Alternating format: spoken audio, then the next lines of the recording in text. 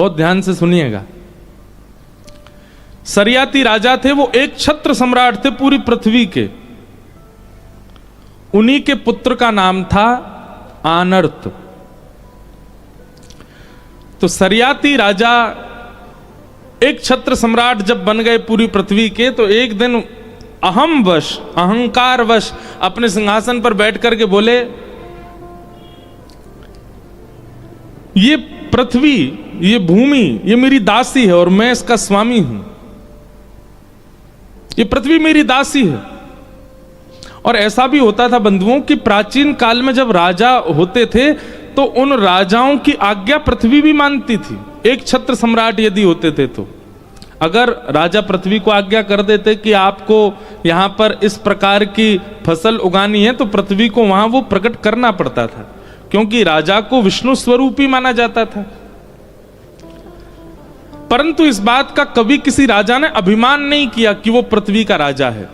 सरियाती राजा ने इसका अभिमान किया और एक दिन सभा में बैठ करके बोला, ये पृथ्वी तो मेरी दासी है, मैं पूरी पृथ्वी का राजा हूं और पृथ्वी का स्वामी होने के नाते मैं ही परब्रह्म हूं, मैं ही नारायण हूं, मैं ही ईश्वर हूं। अब राजा के डर के मारे सब लोग तो हाँ जी करने लगे, लेकिन उनका पुत्र बेटा था आनर्त। उसने हाथ जोड़ करके चरणों में प्रणाम करते हुए एक बात कही, बोले, पिताजी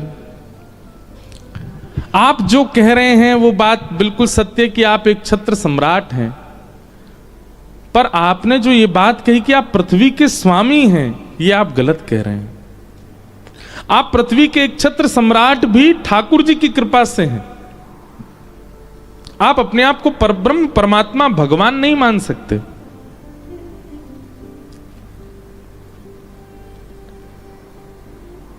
सुबह सुबह उठते ही कितने लोग हाथ देखते हैं, हाथ ऊपर करो, झूठे, सबरे झूठे। इतने सब देखते हो हाथ सुबह उठते ही।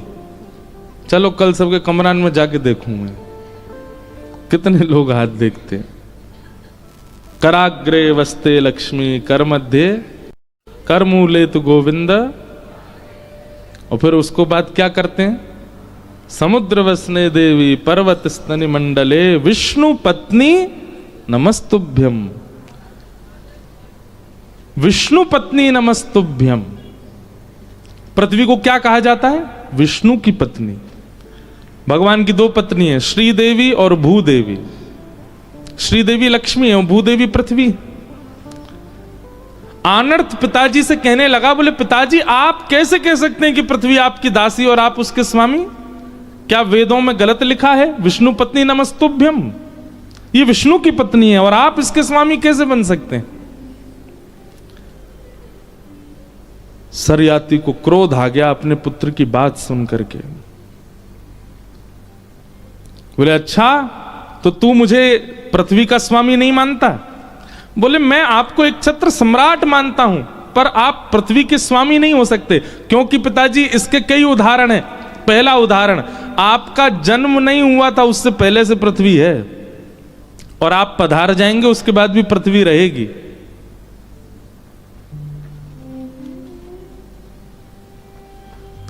वो अनादि काल से है और अनादि तक रहने वाली, आप उसके स्वामी कैसे हो सकते हैं? वो आपसे भी प्राचीन है। और दूसरी बात, भगवान की पत्नी है वो, और एक बार जिसका ब्याह हो गया, एक बार जिसको पतिवरण हो गया और सदा के लिए एक साथ रह रहे हैं, वेदों में भी प्रमाण है, उसका अन्य पति कैसे हो सकता है? इसलिए मैं वेद प्रमाण बात मानूंगा, आप पृथ्वी के सम्राट भले ही होंगे, स्वामी नहीं हो सकते। आनर्त और सरियाती में थोड़ी नोकझोंक हो गई। सरियाती ने कहा तो फिर ठीक है, तू मुझको अगर पृथ्वी का स्वामी नहीं मानता तो मैं पृथ्वी का एक छत्र सम्राट होने के नाते आज्ञा देता हूं, मेरी पृथ्वी के एक भी कोने में तू नहीं रहेगा, मेरे राज्य को छोड़ के चला जा। कहां जाएगा बता? पूरी पृथ्वी पर मेरा शासन है और मैं अपने शासन में तुझे रहने नहीं दूंगा। आनर्त बोला, आप पृथ्वी के सम्राट हैं, समुद्र के नहीं। मैं समुद्र में चला जाऊंगा, मैं समुद्र पर रहूंगा और समुद्र के स्वामी तो नारायण हैं। और आनर्त तुरंत निकल पड़े राज्य छोड़ करके और चलते चलते यहीं आए, इसी स्थान पर।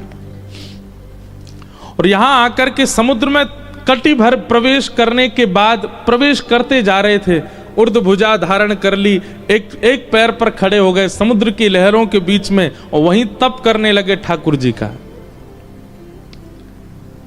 आनर्त के इस तप को देख करके श्री ठाकुर जी बड़े प्रसन्न हो गए। और प्रसन्न होकर के ठाकुर जी ने तुरंत समुद्र नारायण भगवान को आज्ञा की।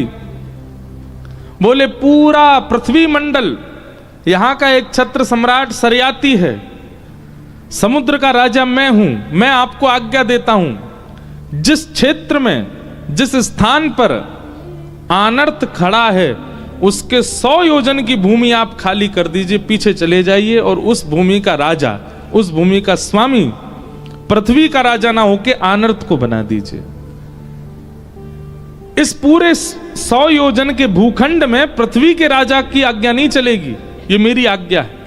और भगवान ने आकाशवाणी करके समुद्र नारायण भगवान से कहा, आप 100 योजन भीतर चले जाओ, जहां वो खड़ा है उससे, और इतना पूरा क्षेत्र ये आनर्त का होगा।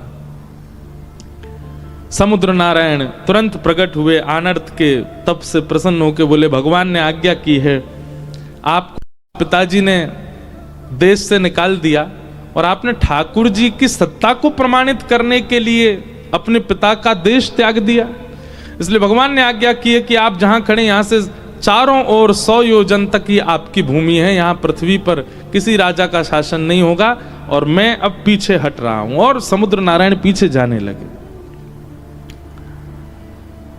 आनर्त बहुत प्रसन्न तो हुए, पर नेत्रों में अश्रु भर आए। ठाकुर जी के चरणों में प्रणाम किया, बोले भगवान मेरी एक कामना सुन लीजिए। भगवान प्रसन्न हो गए, प्रकट हुए, बोलो क्या चाहिए बताओ। बोले एक भक्त कभी नहीं चाहता कि उसके नाम से या उसकी सत्ता से किसी बात का प्रचार हो।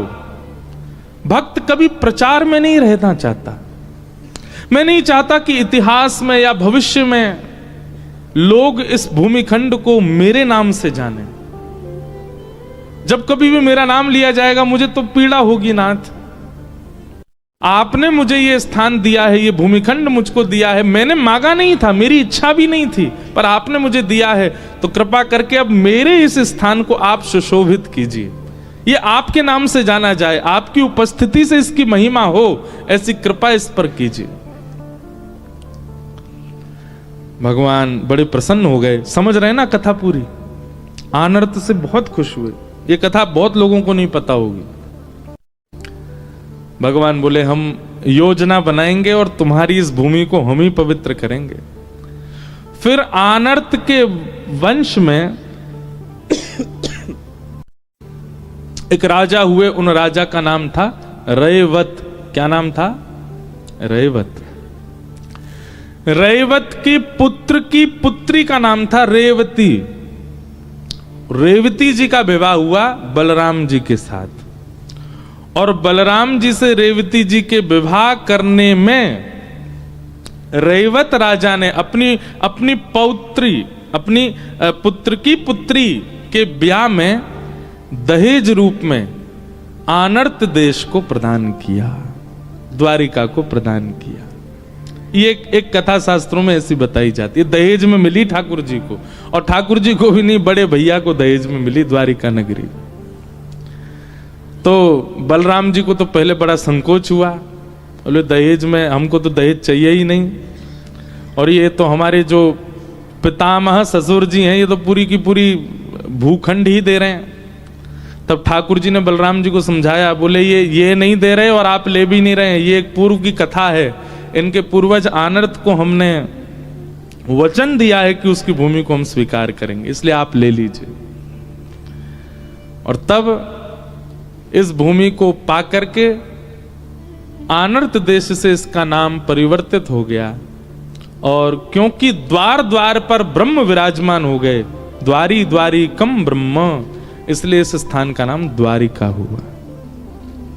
जहां हर द्वार से वैकुंठनाथ का दर्शन हो सकता है, उसका नाम है द्वारिका। आप लोग भले ही, हमारा जो रिजॉर्ट है वो भले ही द्वारिका से 7-8 किलोमीटर की दूरी है, पर यहाँ पर भी अगर पीछे बालकनी है, कहीं पे खिड़की, कहीं से भी खोल के देख लो, आपको जगत मंदिर, द्वारिकाधीश जी के मंदिर का नाम क्या है? जगत मंदिर। जगत मंदिर का दर्शन आपको सब जगह से हो जाएगा। द्वारिका में आप कहीं चले जाओ, किसी भी खिड़की छत से जाकर के देख लो, आपको मंदिर जरूर दिख जाएगा, ध्वजा जी दिख जाएंगी। ऐसा कोई ही ऐसा स्थान होगा जहां से द्वारिकाधीश जी का मंदिर ना दिखे। आप जैसे ही द्वारिका क्षेत्र में प्रवेश करेंगे, किसी भी कोने में चले जाओ, आपको मंदिर जरूर दिखेगा। इसलिए हर द्वार से जहां वैकुंठनाथ का स्थान दिखता है उसका नाम है द्वारिका। और फिर भगवान ने इस भूमि को स्वीकार किया और यहां, अच्छा, जिस भूमि का हम दर्शन कर रहे हैं, ये भगवान की सभा सुधर्मा सभा यहां थी ठाकुर जी की। ठाकुर जी का मूल निवास, पटरानियों का निवास और भगवान का पूरी द्वारिका जो थी वो तो समुद्र के भीतर विराजमान है। हम जिस द्वारिका का दर्शन कर रहे हैं ये ठाकुर जी की स्वधर्मा सभा, जहां ठाकुर जी बैठ करके अपनी सभा करते थे, सब राजाओं से बैठ के चर्चा करते, आदि आदि सब वार्ता होती, ये वो सभा स्थान है द्वारिका। ऐसी द्वारिका आनर्त पर कृपा करने के लिए श्री ठाकुर जी द्वारिका में आकर के विराजमान, इसलिए ठाकुर जी ने इस भूमि को चुना। लोग पूछते हैं कि यही खंड क्यों चुना गया, इतनी बड़ी दुनिया में यही क्यों चुना ठाकुर जी ने? इसलिए चुना क्योंकि आनर्त ने इस भूमि पर तपस्या करके इसको अपना बनाया और अपना बना करके ठाकुर जी को अर्पित किया था, इसलिए ठाकुर जी यहां द्वारिकाधीश बन के विराजे। बोलो द्वारिकाधीश की।